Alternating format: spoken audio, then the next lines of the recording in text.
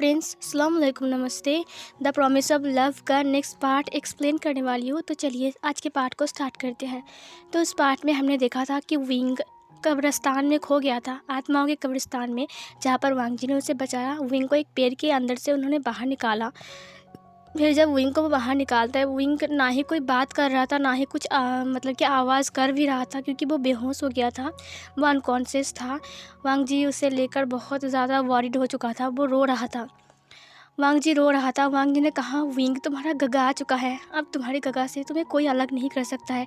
तुम्हारा गगा तुम्हें प्रोटेक्ट करेगा, तुम्हें कुछ नहीं होने देगा। विंग एक बार आंखें खोलो विंग, मुझे लेट हो गया, मुझे पता है, लेकिन 10 साल से तुम्हारे गगा सिर्फ तुम्हारे लिए ही इंतज़ार कर रहा था। उसने तुम्हें प्रॉमिस किया था ना कि तुम्हारे सिवा किसी और को अपने दिल में जगह नहीं देगा। तो विंग क्यों क्यों तुम अपनी आंखें नहीं खोल रहे हो? आंखें खोलकर एक बार अपनी गगा को देखो, वो तुम्हें लेकर कितना वॉरिड है, कितना रो रहा है। क्या तुम्हें मेरी आवाज़ सुनाई नहीं दे रहा है विंग? वांग जी रो रहा था। वांग जी ने आंखें बंद कर लिया, वो रो रहा था। उसकी आंसू बहते हुए विंग की गालों के ऊपर गिर रही थी। सब लोगों की आंखों में आंसू आ गए। ये जो नज़ारा सब लोग देख रहे थे, ये प्यार का नज़ारा, ये सब कुछ देख कर सबको रोना आ रहा था। फाइनली वांग जी को पता चल गया है कि विंग कौन है और विंग कहाँ था, सब कुछ। और विंग उसके पास ही था, लेकिन उसने उसे पहचाना नहीं। ये सब देखकर सब लोग ही रो रहे थे। अचानक वांग जी को एहसास होता है किसी की सॉफ्ट हाथ वांग जी के आंसुओं को पोंछ रहे हैं। ये महसूस करने के बाद वांग जी अपनी आंखें खोलता है। उसने देखा कि विंग अपनी आधी खुली आंखों को लेकर वांग जी की तरफ देख रहा है। वो बहुत क्यूट लग रहा है, उसकी फेस पर मिट्टी लगी हुई है। और उसके आंसुओं को पोंछते हुए विंग ने कहा, पति, आप क्यों रो रहे हो? वांग जी तुरंत विंग को अपनी बाहों में भर लेता है। उसने विंग को टाइटली हग कर लिया। उसने कहा, कुछ नहीं विंग, तुम ठीक हो, मैं खुश हूँ विंग, ये मेरे आँख में कुछ चला गया है शायद। फिर उसने विंग को सीधा किया। उसने कहा, विंग, क्या तुम ठीक हो विंग? विंग ने कहा, मैं ये रिबन। और फिर विंग वांग जी के रिबन को टच करता है। वांग जी विंग के हाथों को पकड़ता है और उसके हाथों पर किस किया। उसके बाद वो खुद अपने रिबन को खोल देता है और वो विंग के हाथों में दिया। उसने कहा, ये लो, इसमें तुम्हारा हक है विंग, इसे लो, तुम्हें चाहिए ना, तुम्हें ये पसंद है ना विंग? और फिर वो विंग के हाथों में देता है। विंग ने कहा, मुझे पसंद है ये रिबन, मेरा है ये। और फिर ये बोलकर विंग उसे हाथ में कस के पकड़ लेता है। और तभी विंग अचानक ही वहाँ पर बेहोश हो गया। वांग जी ने कहा, विंग, क्या हुआ तुम्हें? क्या क्या हुआ विंग? फिर यहाँ पर सीन चेंज होता है। हमें वही डार्क रूम दिखाया जाता है जहाँ पर लाल बत्ती जल रही थी। वहाँ पर कुछ डिसिपल्स खड़े हुए थे और वो लोग थर थर काँप रहे थे। उनमें से एक लड़की भी थी, लेकिन लड़की को अच्छे से दिखाया नहीं जा रहा है, सिर्फ उसे उसके पैर और थोड़ी सी हाथ वगैरह और उसकी बाल दिखाई दे रहा है। उसने कहा, सरदार, हमने पूरी कोशिश किया, लेकिन तभी बेन रोहान ने गुस्से में कहा, लेकिन क्या तुम लोग एक काम ठीक से नहीं कर सकते हो? विंग को कितने मुश्किल से इसने वहाँ पर भेजा और तुम सारे इतने सारे डिसिपल्स होकर उसे उसे यहाँ पर नहीं ला पाए। ये सुनने के बाद उन डिसिपल ने कहा, हमने विंग को वहाँ पर स्विच बोकर बेहोश कर दिया था, लेकिन अचानक से लान वांग जी के सारे डिसिपल्स वहाँ पर आ गए और वो लोग जंगल के अंदर आ गए। इसकी वजह से हमें विंग को छिपाना पड़ा। हमने विंग को पेड़ के अंदर छिपा दिया था, लेकिन वो चालाक लान वांग जी, उसे पता चल गया कि पेड़ के अंदर ही विंग है और उसने विंग को बाहर निकाल लिया। बेन रोहान गुस्सा होते हुए कहा, बस बहुत हो गया है, मुझे कोई एक्सक्यूज़ नहीं चाहिए, मुझे बस विंग चाहिए। उसे शैतान को बलि चढ़ाना पड़ेगा।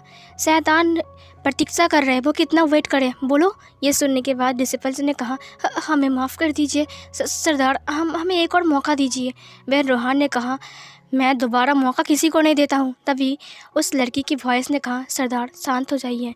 ये सुनने के बाद बेन रोहान ने कहा, तुम बहुत अच्छे काम करते हो, लेकिन तुम्हारे काम पर इन लोगों ने पानी फेर दिया, तो तुम्हें लगता है कि मैं शांत रहूँगा? उस लड़की ने कहा, मुझे एक और मौका दीजिए सरदार, इस बार विंग को मैं आपके कदमों के पास ही लाऊंगा, मैं आपसे प्रॉमिस करता हूँ। यह सुनने के बाद बेन रोहान ने कहा, मुझे तुम्हारे ऊपर पूरा भरोसा है, जाओ और उस विंग को मेरे पास लेकर आओ। फिर उस लड़की ने कहा, हाँ सरदार, ज़रूर। और फिर ये बोलने के बाद सब लोग वहाँ से चले गए। बेन रोहान हंसते हुए बोलता है कि विंग, लान वांग जी, लान वांग जी, लान वांग जी, तुम तुम्हारे विंग को कितना प्रोटेक्ट करोगे? अगर विंग को वो लोग ना ला पाए तो मैं खुद जाऊंगा, तुम्हारे विंग को तुम्हारे पास से छीन कर लाऊंगा। मेरा प्रॉमिस है और बेन रोहान जिसको प्रॉमिस करता है उसे निभाता ज़रूर है। और ये बोलकर बेन रोहान ज़ोर ज़ोर से हंसने लगा। फिर सीन चेंज होता है, हमें वांग जी को दिखाया जाता है। वांग जी रो रहा था। उसके हाथ में विंग की हाथ थी और उसने विंग के हाथों को अपने फॉरहेड पर टच करके रखा था और वो रो रहा था। उसके पीछे से चैन, जियांग चैंग, निहो सेन सब लोग थे। और फिर वांग जी ने कहा, ये सब कुछ मेरी गलती है, सब कुछ मेरी वजह से हुआ है। विंग की ये हालत सब कुछ मेरी वजह से हुआ है। ना ही उस दिन मैं विंग को जाने देता वही मेंशन में, और ना ही ये सब कुछ होता। विंग बस मेरे पास रहता। और ये बोलकर वांग जी रोने लगा। उसने कहा, विंग उठो ना, उठो, अपने गगा को देखो। और विंग के एक हाथ में वांग जी की फॉरहेड रिबन थी और वांग जी विंग की दूसरे हाथ को पकड़ के अपने फॉरहेड से लगा के रखा था। फिर सीन चेंज होता है, रात का सीन दिखाया जाता है। रात में सब लोग अपने अपने कमरे में चले गए थे, लेकिन वांग जी विंग के पास ही था। विंग मैडम लान के महल में था। विंग के हाथों में वांग जी का कड़ा था। वांग जी ने फिर से विंग की कलाई पर वांग जी का दी हुई जो कड़ा था उसे फिर से वापस पहना दिया था। विंग एक लाश की तरह बेड के ऊपर लेटा हुआ था और वांग जी बस रोए जा रहा था। अचानक ही एक आवाज़ सुनाई दिया, गगा गगा। तभी वांग जी अपनी आंखें खोलता है। वो विंग की तरफ देखा। विंग बार बार अपने सिर को इधर उधर हिला रहा था। उसने कहा, गगा, मैं गिर गया, मैं खून निकल रहा है गगा। तभी वांग जी ने कहा, विंग तुम ठीक तो हो ना। वांग जी विंग की फेस को पकड़ता है। पकड़ने के बाद उसने कहा, विंग तुम्हारा गगा तुम्हारे पास है, देखो विंग। और फिर वो विंग के पास वहीं पर बैठ गया। उसने विंग के बालों को सहलाया। विंग चिल्ला रहा था, नहीं नहीं, ऐसा नहीं हो सकता है, मेरा गगा के पास जाना है, मुझे जाने दो, मुझे मत पकड़ो, मुझे जाने दो, मुझे गगा के पास जाना है। वांग जी ये देखकर हैरान था। वांग जी ने कहा, तुम्हारा गगा तुम्हारे पास है। विंग देखो। विंग ने अपनी आंखें खोल लिया। विंग ने तुरंत वांग जी को हक कर लिया। उसने कहा, नहीं जाना मुझे वहाँ पर, मुझे डर लगता है, मुझे मत ले जाओ ना, मुझे गगा के पास जाना है। वांग जी ने भी विंग को हक किया। उसने कहा, विंग तुम तुम्हारे गगा के पास हो, देखो। वांग जी विंग के सिर को अपने चेस्ट से लगा लेता है और उसके सिर को अपने चेस्ट में लगाने के बाद कस के पकड़ लेता है। उसने कहा, विंग तुम्हारा गगा तुम्हारे कुछ नहीं होने देगा, तुम्हारा गगा तो हमेशा तुम्हारे पास रहेगा, कुछ नहीं होगा तुम्हें विंग, मैं हूँ ना विंग। तुम क्यों रो रहे हो विंग, बताओ मुझे क्या हुआ है। मत रो, मैं हूँ ना विंग, तुम्हारे पास कुछ नहीं होगा तुम्हें। फिर ये सुनने के बाद विंग चुप हो जाता है। विंग शांत हो जाता है। विंग वांग जी को हक करके रखा था। थोड़ी देर बाद का सीन दिखाया जाता है। वांग जी अभी भी विंग के बालों को सहला रहा था। विंग धीरे धीरे अपनी आँख खोलता है। वो वांग जी को स्मेल करने लगा। फिर वो अपने सिर को ऊपर की तरफ उठाते हुए देखा। उसने कहा, पति। तभी वांग जी ने अपनी आंखें खोला। उसने कहा, विंग तुम उठ गए। और फिर वो विंग के फेस को पकड़ता है और उसके फेस पर छोटे छोटे छोटे छोटे किस करता है। विंग ने कहा, क्या हुआ है पति। तभी वांग जी ने कहा, कुछ नहीं हुआ है, कुछ नहीं हुआ है विंग। और फिर वो विंग को फिर से हक करता है। उसने कहा, विंग मैं खुश हूँ कि तुम ठीक हो गए, तुम्हें होश आ गया है विंग। ने कहा, मुझे क्या हुआ था मुझे याद नहीं है।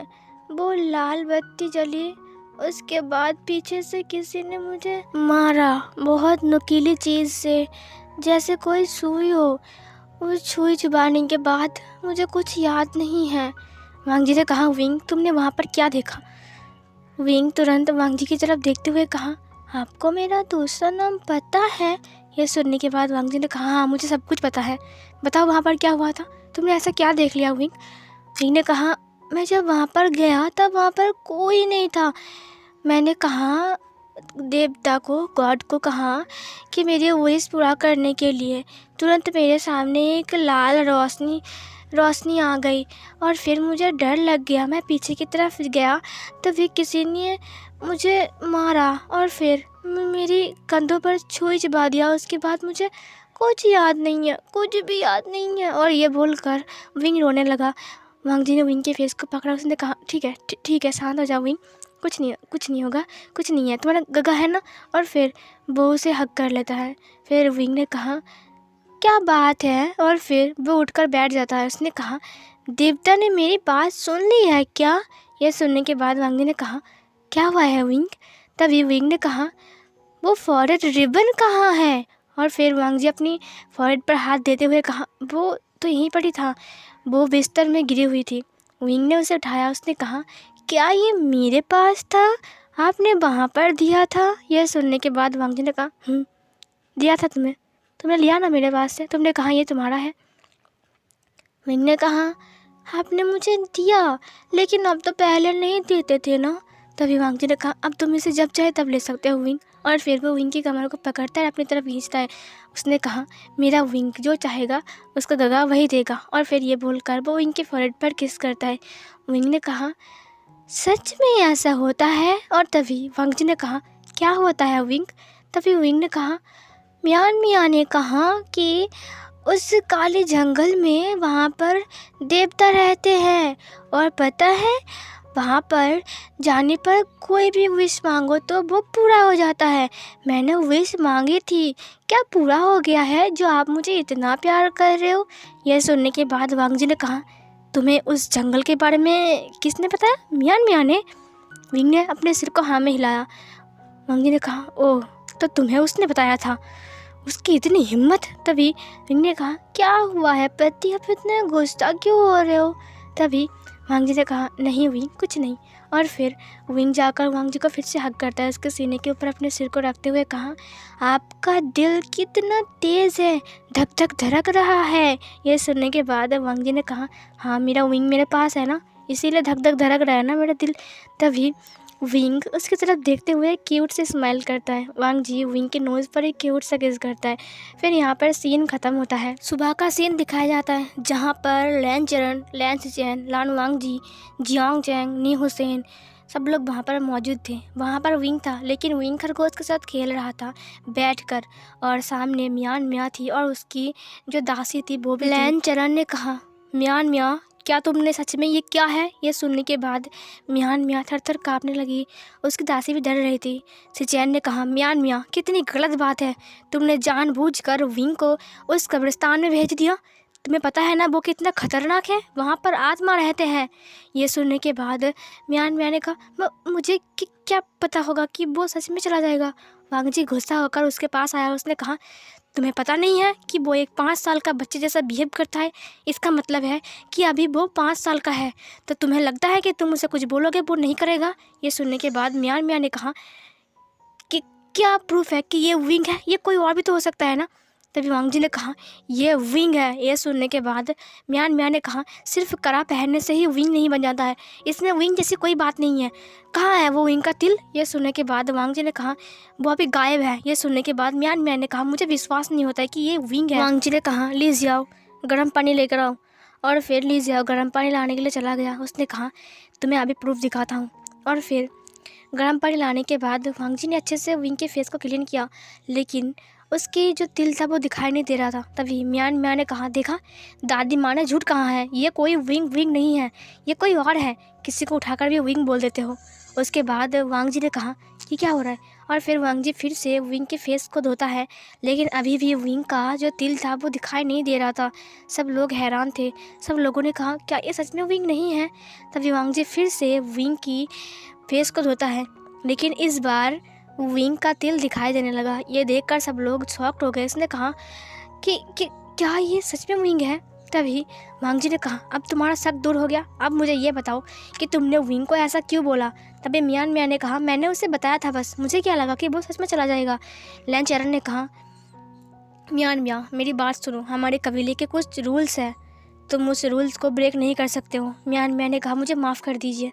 तभी लैन चरण ने कहा, आइंदा ऐसा ना हो, हमारे कबीले के अनुसार में ये तुम्हारी पहली गलती है, जानबूझ के तुमने कुछ नहीं किया, इसीलिए तुम्हें माफ़ किया जा रहा है, लेकिन अगली बार अगर तुम ऐसी कुछ हरकतें करोगे तो फिर तुम्हें सज़ा ज़रूर मिलेगी। ये सुनने के बाद मियान मियाँ ने कहा, जी मुझे मंजूर है।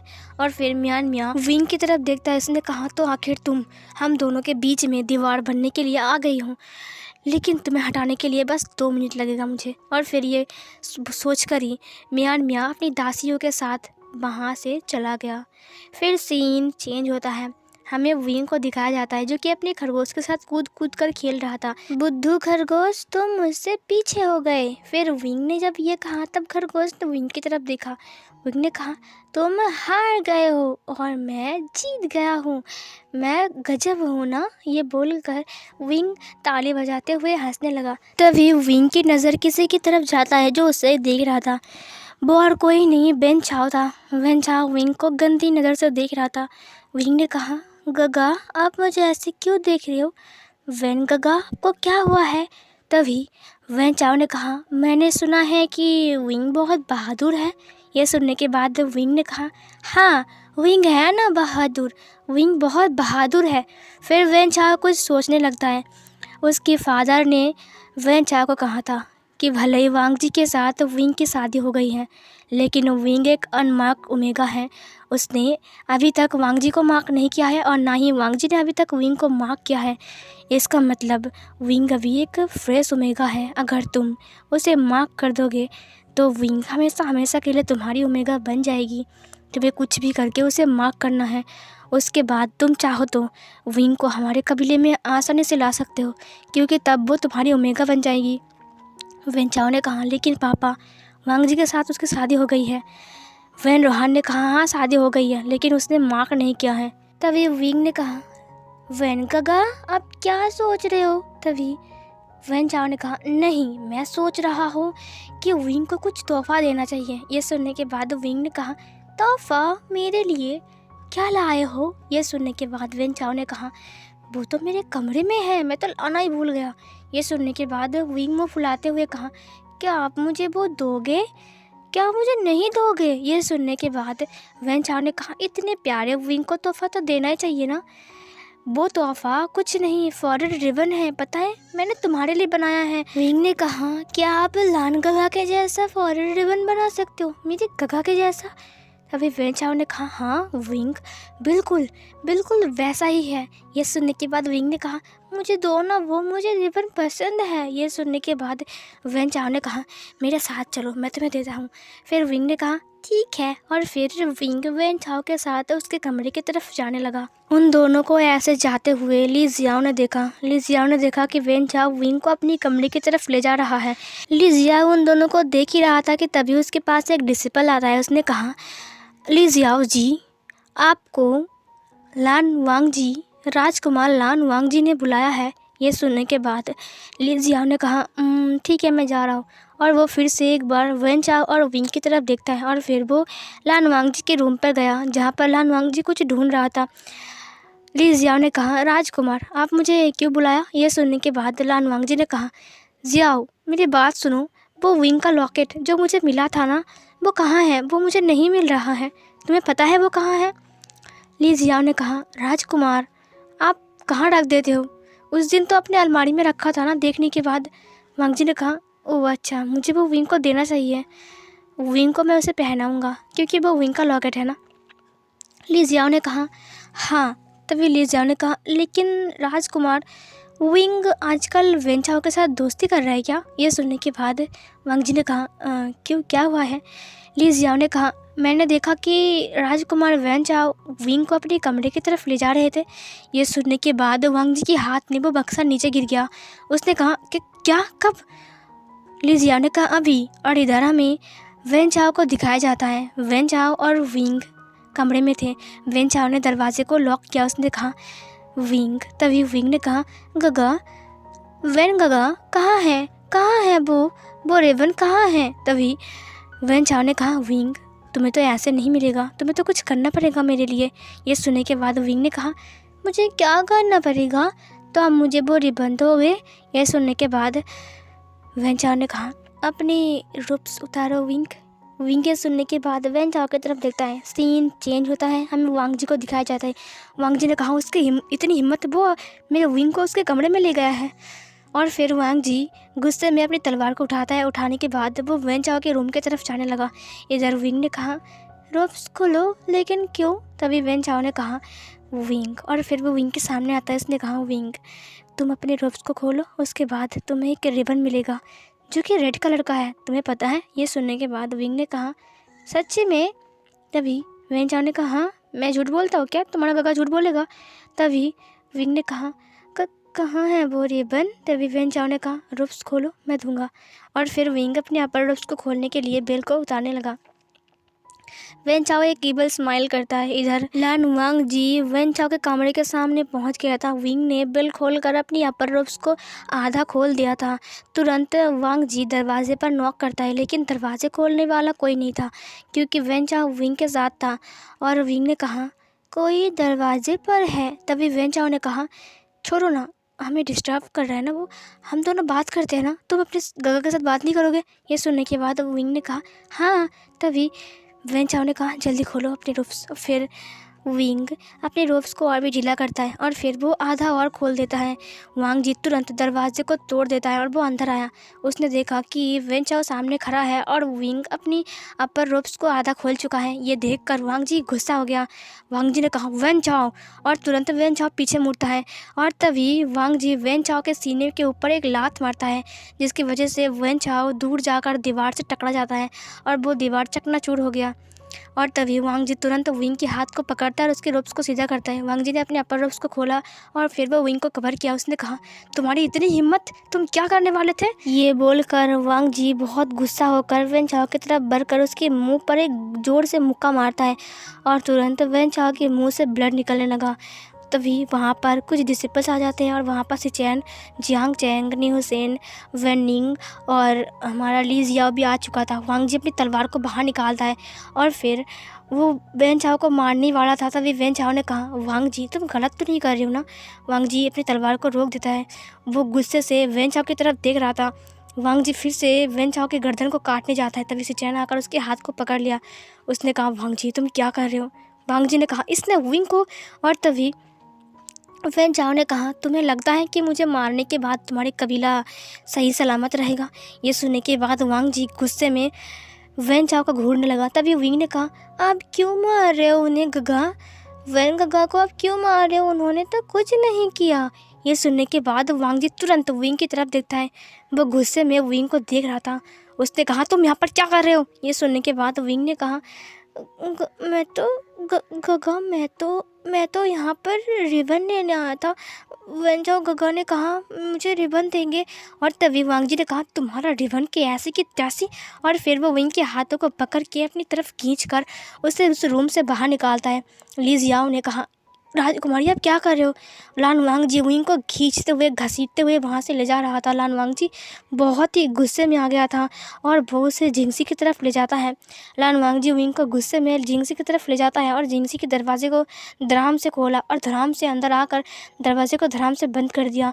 और फिर उसने कहा फॉरेड रिबन फॉरेड रिबन फॉरेड रिबन, हर वक्त सिर्फ फॉरेड रिबन, तुम्हें रिबन चाहिए ना? और फिर विंग वांग जी की तरफ देखने लगा। वांग जी बहुत गुस्से में था। वांग जी की आंखें लाल हो गई थी। वांग जी इतना गुस्से में था। तुरंत वांग जी अपनी फॉरेड रिबन को खोला और वो विंग के हाथों में उस रिबन को बांधने लगा। वो विंग की दोनों हाथों को ही टाइटली बांध रहा था। विंग ने कहा गगा आप मेरे हाथों को क्यों बांध रहे हो?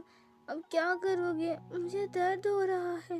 वांग जी ने कहा तुम्हारी हिम्मत कैसे हुई वेन चाओ के सामने जाकर उसके सामने अपनी रोप्स खोलने की?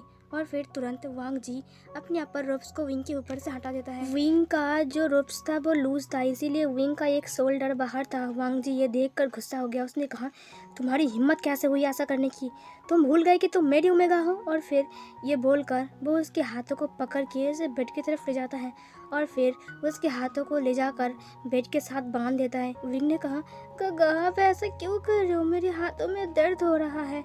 वांग जी ने कहा तुमने मुझे गुस्सा दिलाया है विंग, अब मैं तुम्हें पनिशमेंट दूंगा। और फिर ये बोलकर वो विंग की तरफ देखने लगा। सो फिर गाइस ये वाला पार्ट यहीं पर ही ख़त्म होता है।